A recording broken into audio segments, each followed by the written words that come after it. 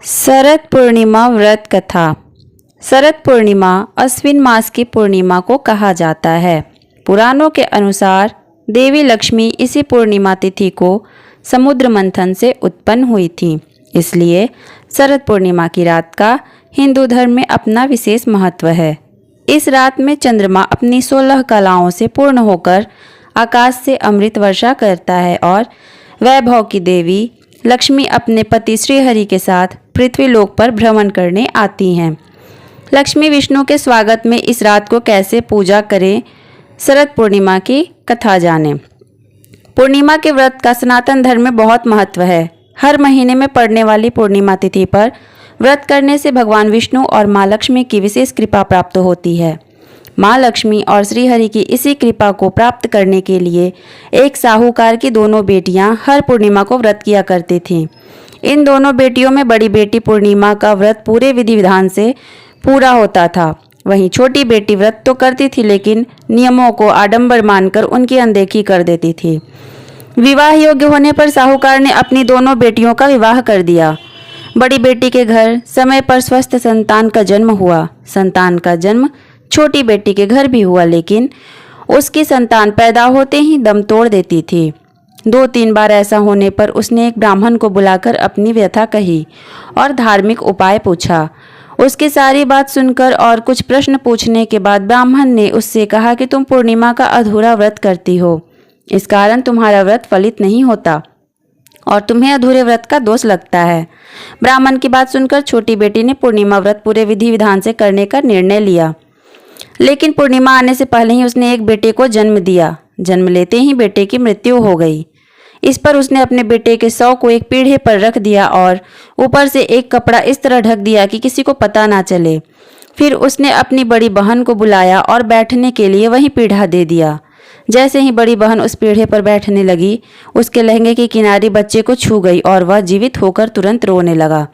इस पर बड़ी बहन पहले तो डर गई, फिर छोटी बहन पर क्रोधित होकर उसे डांटने लगी कि क्या तुम मुझ पर बच्चे की हत्या का दोष और कलंक लगाना चाहती हो? मेरे बैठने से यह बच्चा मर जाता तो? इस पर छोटी बहन ने उत्तर दिया, यह बच्चा मरा हुआ तो पहले से ही था दीदी, तुम्हारे तप और स्पर्श के कारण यह जीवित हो गया है। पूर्णिमा के दिन जो तुम व्रत और तप करती हो, उसके कारण तुम दिव्य तेज से परिपूर्ण और पवित्र हो गई हो। अब मैं भी तुम्हारी ही तरफ व्रत और पूजन करूंगी। इसके बाद उसने पूर्णिमा व्रत विधि पूर्वक किया और इस व्रत के महत्व और फल का पूरे नगर में प्रचार किया। जिस प्रकार माँ लक्ष्मी और श्रीहरि ने साहूकार की बड़ी बेटी की कामना पूर्ण कर सौभाग्य प्रदान किया, वैसे ही हम पर भी कृपा करें। शरद पूर्णिमा की पूजा विधि। सुबह स्नान के बाद घर के मंदिर की सफाई करें, ध्यान पूर्वक माता लक्ष्मी और श्रीहरि की पूजा करें। फिर गाय के दूध में चावल की खीर बनाकर रख लें। लक्ष्मी माता और भगवान विष्णु की पूजा करने के लिए लाल कपड़ा या पीला कपड़ा चौकी पर बिछाकर माता लक्ष्मी और भगवान विष्णु की प्रतिमा इस पर स्थापित करें। तांबे अथवा मिट्टी के कलश पर वस्त्र से ढकी हुई लक्ष्मी जी की स्वर्णमयी मूर्ति की स्थापना कर सकते हैं। भगवान की प्रतिमा के सामने घी का दीपक जलाएं, धूप करें। इसके बाद गंगा जल से स्नान कराकर अक्षत और रोली से टीका लगाएं। तिलक करने के बाद मीठे सफ़ेद या पीली मिठाई से भोग लगाएं। लाल या पीले पुष्प अर्पित करें। माता लक्ष्मी को गुलाब का फूल अर्पित करना विशेष फलदायी होता है।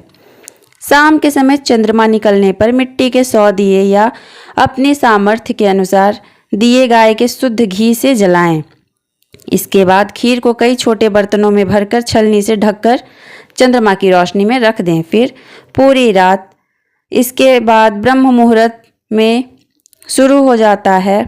जागते हुए विष्णु सहस्त्रनाम का जाप करें, श्री सूक्त का पाठ, भगवान श्री कृष्ण की महिमा, श्री कृष्ण मधुराष्टकम का पाठ, कनकधारा स्तोत्र का पाठ करना चाहिए।